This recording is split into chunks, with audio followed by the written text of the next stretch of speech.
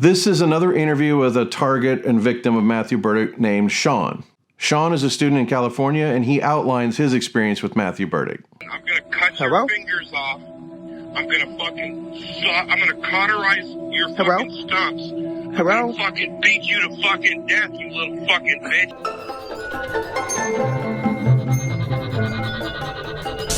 I'm a current student. I'm in college. I work at a pizza place, so it's pretty fun. Just living life. Happened to run into Beardick one day. So you're into, what is it, 4x4 rescue? How would you describe that aspect of what you do? Yeah, so I have recently got into off-roading and 4x4 stuff. And one time I got stuck, so I needed help to get out. And I didn't want to pay this huge amount of money to get rescued. So I'm part of this 4x4 group. And I've gone to a few rescues. And at one of them, I met Beardick. So you met Matthew Burdick about, approximately a year ago, roughly? I want to say a year and some change, maybe a year and like a few months. And what happened at that event? Is that the one that he filmed? Yes. So he filmed an event for me, or I didn't ask him to. He just filmed it. He was there. I got called out to a rescue maybe about an hour away from my house. And I got there. There were like two people trying to get this truck unstuck. And then I got there and pulled it up with my winch. And then I saw he was recording. So I go after it. And I was like, is there any chance you could like send me that recording? And he's like, yeah, normally I charge people like thousands of dollars for this. And so I'm like, okay, let me get your number. And he's like, yeah, I'll give it to you for free since you're such a nice guy. I'm like, okay, here's my number. He calls me later that night. He says he's editing the film. And so he seemed like a nice guy. So I basically gave him footage for free. I shot film for an entire day. Now, I want to remind everybody that I'm a working national news videographer, and my rate is $7,000 a day currently. And I'm expecting some like great film because like he said it's worth like thousands of dollars. And then I get the film. It's like something I can make on iMovie myself. Yeah, it's just, I have it on my Instagram. I mean, it's nice that I got the film, but ever since then he had my number, and he reached out to me once for the incident that actually got me like intertangled with him. He reached out to me asking if I could drive like 3 hours to come help him because his car broke down or something. And I'm no mechanic, so I can't like, I just pull people out of a hole. I can't like do anything with the car, but he asked me to go help him like 3 hours away. So I'm like, no, I can't do it. He contacted me. He was stuck like south of Lake Tahoe in the middle of nowhere. And he dropped a pin for me. It was in the middle of nowhere. And so then I don't know how many months later it was, but I was way deep in a forest up in the Sierra Nevada mountains. I was on a dirt road that's not even on maps. And so essentially that meant that I was super off grid. I was alone in the forest. Something had happened late one night and my battery died on my truck. This leaves me stuck. I'm trapped in a forest. I have no water. I have no food. I'm in an off-grid location where nobody on earth can reach me. Now we're in a situation where my life is in danger. And so I text Shan and I say, oh, hey, can you come out and can you give me a jump and help me get out of this forest? And I was like, okay, I'm down to go. I asked him if he could pay for gas. I was like, yeah, I'm down to go. And then the next morning, my girlfriend got hurt, so I had to take her to the ER. I said, hey, man, my girlfriend hit her head and need to go to the ER. I won't be able to come today. And I say, it's not exactly safe for me to be trapped in a forest with no phone. So I was like, I'm sorry, I can't go. My girlfriend's hurt. And then he just started going off on me like classic Beardick, I guess. And we can see here, so there's his phone number, which I will blur out. But that's his phone number that everybody has. And the blessed and best can have his phone number. So yeah, he's basically saying here that he's got directions. He gives you the GPS point. Then there's the exact map. And that really is the middle of nowhere, isn't it? Yes, I looked it up. It's barely any cell service, he said, but he seems to be texting me a lot. So Yeah, and that's the other thing that came out of this is basically you agreed to go help him, and then what happened? I agreed to go help him, and then my girlfriend got hurt. So I couldn't go help him. And then in my opinion, I feel like he tries to make you feel bad for him and then play the victim. And then when I didn't feel bad for him, I was like, okay, I can help you in different ways. Do you want me to put up a post? And he started going off on me like his problems were my fault. And he was projecting his problems onto me, and it was somehow my fault that he was stuck there. I'm trying to rescue myself from this very, very dangerous situation that he's left me in. And I'm telling him that if he keeps contacting me, I'm going to call the police. He's engaging in telecommunications harassment at this point. Yeah, he said that he was going to sue you. Yeah. And I'm telling him I'm going to sue him for what he did to me, for negligence, for breach of contract. So we at that time in writing, Shan and I agreed to a contract that I would pay him X amount of dollars for him to show up and to jump my battery. And then he breached that contract. And so now Sean's got a lot of answering to do for what he's up to right now. We got 2 people now in the state of California, which I can now sue for conspiring with Mr. Ross, both of them. Shan in particular did in fact breach contract when he didn't show up. You just have to really think of the kind of person that would leave another person stranded in a forest. So I filmed the entire series of events so that if he ever wanted to go into a courtroom, I would have film footage of me suffering and stumbling through 5 miles of fucking forest trying to find a ride. And I feel like with a lot of people, like he gets into their head, like threatening all this. But it's like, what are you going to sue me for? Like I got like $10 in my account. There's that, but it's like, it like didn't it feel like it just turned on a dime for you? Like, didn't he just suddenly became like a first he's like, help me, then suddenly he's a monster the moment you can't help it. Looking back, it just felt like I was down to help this guy, and he was calling me. He was saying I was a really nice guy. And then like once I said I couldn't help him, once I said I'd help him in other ways, but I can't physically go out there and help him, I felt like the switch just flipped in his head. And he became a monster. And you said that you were in a Facebook group too. Can you tell me about that? Yeah, so I'm part of this Facebook group. It's all around NorCal, and we just help each other get out of situations. If we're off-roading, you can like put up a post, and people will come and help you. I've used it to get out of situations. It saved me hundreds of dollars in tow truck fees. Everyone on there is super nice. And he didn't actually contact me through that group. He contacted me through my personal number. But yeah, everyone there's super nice. The owners of that group, they're super helpful and super nice. And he was a part of that group? I believe he was. I don't know for how long, but after the situation, I think they decided to ban him from the group. So he went into the group after you helped him to attack you?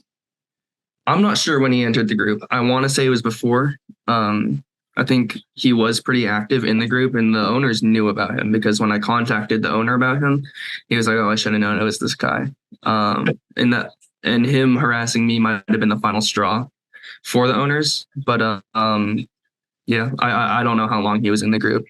And then when he was saying like, when I said like, "Bro, like chill out, you might get banned from the group," he's like saying how he goes on all of these off-roading trips and I'm putting his life at danger and he's going to sue if he ever gets hurt. And it's like, I'm not putting it. And then he claims to be a millionaire. And I'm like, if you have $1 million, you can pay $300 for a tow truck to come get you. So there's so many things about Beer Dick that contradict himself. It seems like he wants to be something he's not.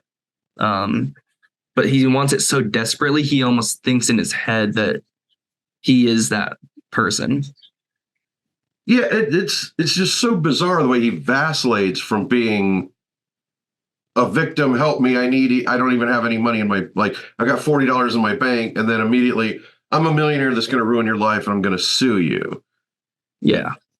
The thing that really had me questioning his whole narrative was he was saying that his cell phone was like low battery, and then he kept texting me for an hour, 2 hours.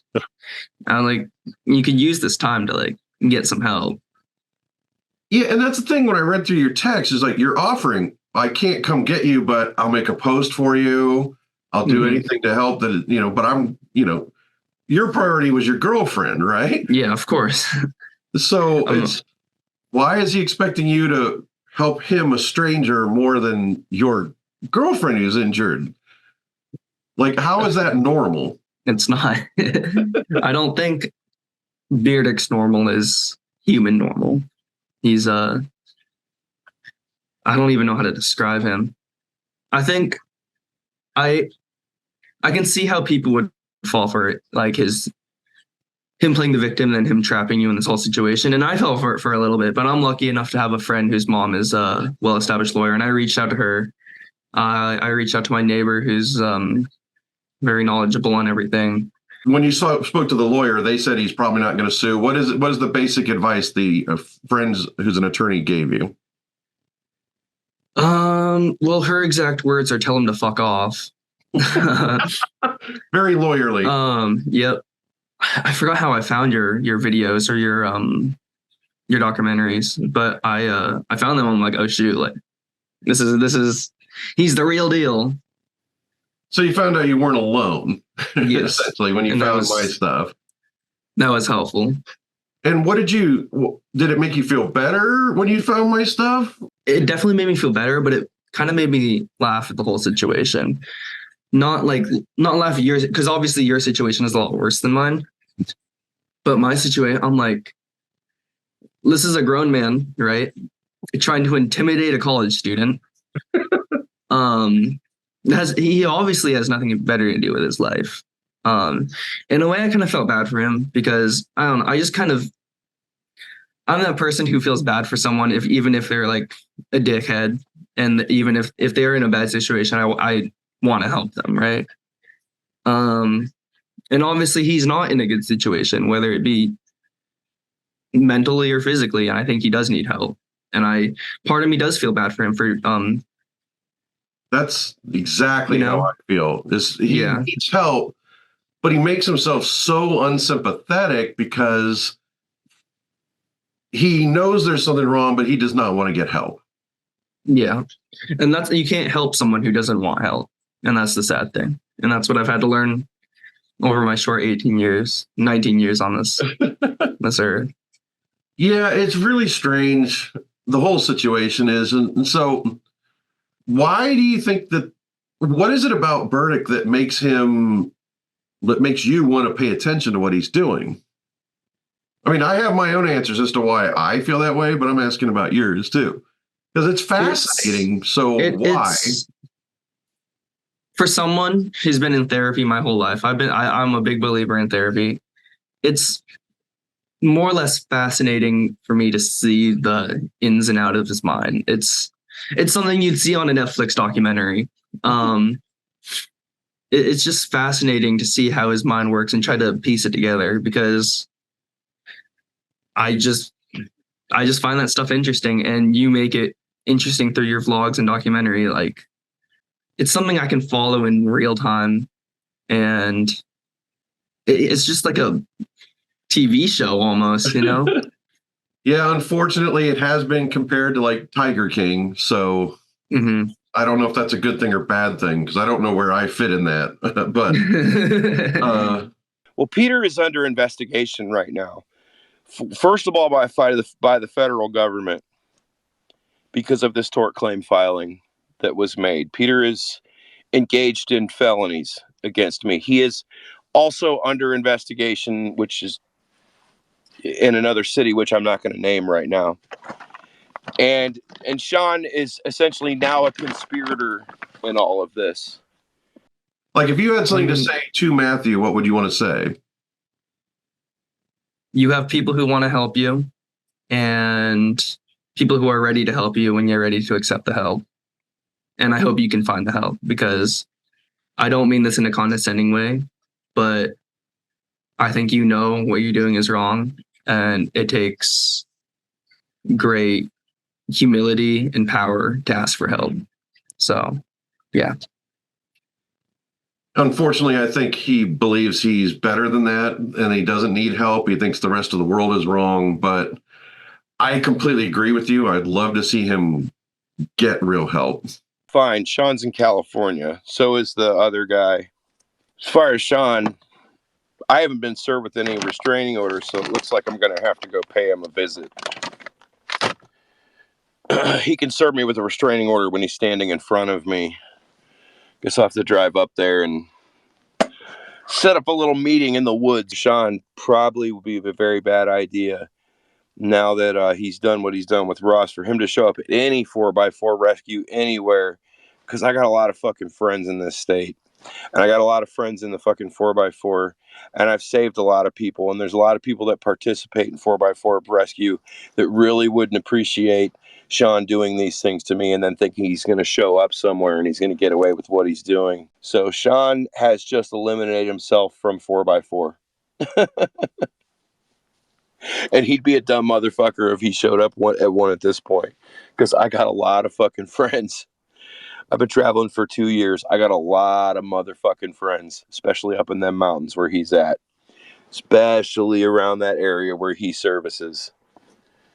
That's my area.